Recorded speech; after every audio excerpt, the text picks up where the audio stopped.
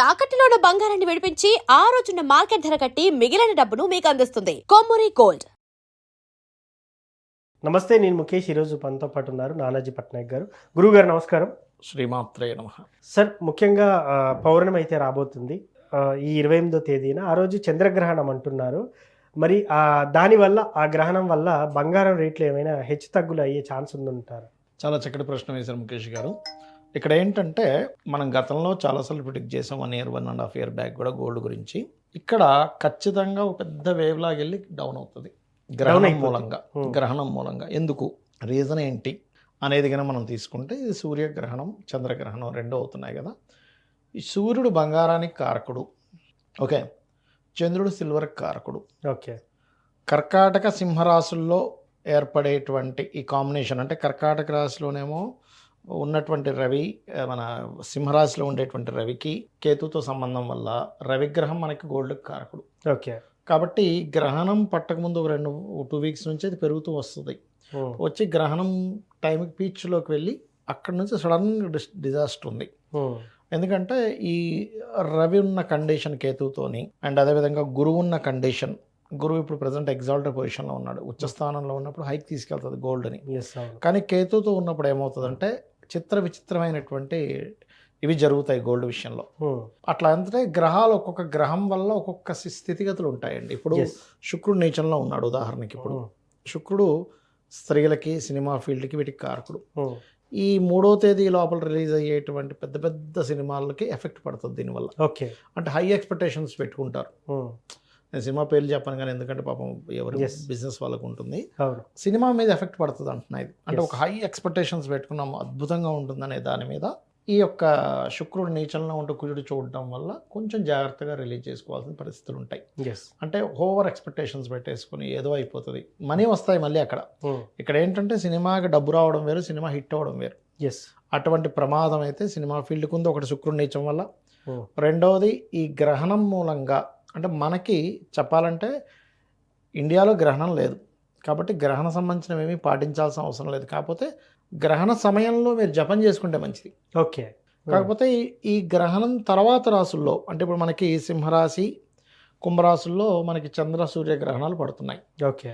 రాశికి పక్క రాశిలోనే శుక్రుడు ఉన్నాడు కాబట్టి, శుక్రుడు సినిమా ఫీల్డ్కి కారకుడు కాబట్టి, వాహనాలకు కారకుడు కాబట్టి, స్త్రీమూర్తికి కారకుడు కాబట్టి, ప్రధానంగా ఈ ముగ్గురు జాగ్రత్తగా ఉండాలి. అంటే హై ఎక్స్పెక్టేషన్స్ పెట్టేసుకొని సినిమా సంబంధించినవి కొనేటువంటివి కానీ 3వ తేదీ లోపల ఎవరైతే ప్రొడ్యూసర్లు ఉంటారో, డిస్ట్రిబ్యూటర్స్ ఉంటారో, వీళ్ళు కొంచెం చూసుకొని కొనాలి. అంటే హై ఎక్స్పెక్టేషన్ అనేసుకుంటే కొన్ని వేల కోట్లు వసూలు చేస్తుంది, ఇది ఒక 100 రోజులు ఆడుతుంది, లేకపోతే ఇంకా అసలు ఇది ఇంకా ఈ సంవత్సరంలో ఇదే డిజాస్టర్ అంటే ఇదే అద్భుతంగా సాగుతుంది అనుకుంటే డిజాస్టర్స్ చూస్తాం మనం అక్కడ. అంటే హై ఎక్స్పెక్టేషన్, బట్ అరే ఏంటిది ఇట్లా అయిపోయింది, ఏంటి ఇంతేదో అనుకున్నాం మనం, ఏదో పెట్టుకున్నాము, ఇలా అయిందనేటువంటి సినిమా ఫీల్డ్ జరుగుతుంది. శుక్రుడు స్త్రీ కారకుడు కాబట్టి శుక్రుడు మారే వరకు, అంటే 3వ తేదీ వరకు కూడా మీరు స్త్రీ నిర్మానుషమైన ప్రదేశానికి వెళ్ళకూడదు, గుర్తుపెట్టుకోండి. ఓకే. 3వ విషయం ఏంటంటే, వాహనాల మీద వెళ్ళేటప్పుడు చాలా చాలా చాలా జాగ్రత్తగా ఉండాలి, గుర్తుపెట్టుకోండి. ఎందుకు అంటే శుక్రుడు కూడా వాహనాలకు కారకుడు. ఓకే. అంటే ఎవరికైనా వర్తిస్తుందా అండి ఇందులో? పర్టికులర్గా మిథునం లగ్నం వారికి, కన్యా లగ్నం వారికి, మేష లగ్నం వారికి ఎక్కువగా వర్తిస్తుంది ఇది. ఓకే.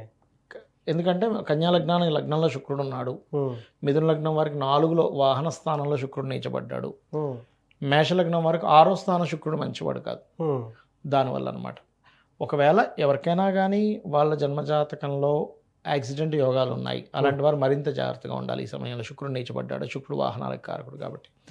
అలా కాకుండా కొన్నిసార్లు ఏమవుతుంటుందంటే, ఈ శుక్రుడు స్త్రీకి కారకుడు కాబట్టి కొంతమంది చూడండి వాళ్ళ జన్మజాతకాల్లో లగ్నం పాడైపోతుంది.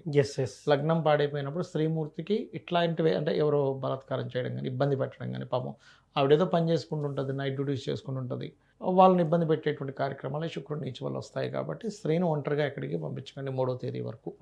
ఇది 3 రంగాల మీద తీవ్రమైన ఎఫెక్ట్ చూపిస్తుంది. ఎందుకంటే కుజుడు నీచబడి కదా, కుజుడు శత్రుక్షేత్రంలో ఉండి నీచబడ్డ శుక్రుడిని చూస్తున్నాడు కాబట్టి, అది కూడా మిథున కన్య రాశిలో ఉన్నారు కాబట్టి ఈ విషయంలో చాలా చాలా చాలా కేర్గా ఉండాలి. ఈ గ్రహణ ప్రభావం బంగారం మీద చూపిస్తుంది, శుక్రుడి నీచ వీటి మీద చూపిస్తుంది. సార్ హై రేంజ్ లో ఉంటుందా, లో రేంజ్ లో ఉంటుందా? అంటే ఇప్పుడు చాలా మంది బంగారం ధరలు తగ్గుతాయి అంటే హైకి వెళ్ళి డౌన్ అయిపోద్దండి సడన్ గా. అంతేనా? అంటే ఇప్పుడు ఎగ్జాంపుల్ 140 150 దగ్గర ఉంది అనుకోండి, 140 దగ్గర ఉంది, 170 180 దాకా వెళ్ళి డన్ మన కింద పడుతుంది, మళ్ళీ 170 180 దాకా పోతుందా?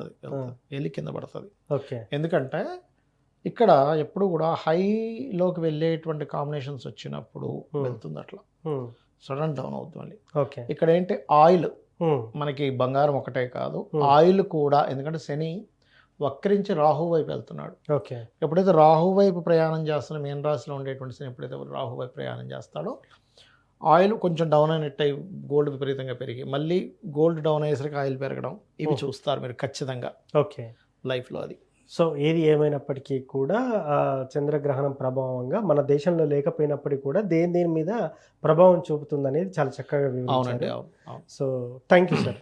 శ్రీమాత్రే నమః.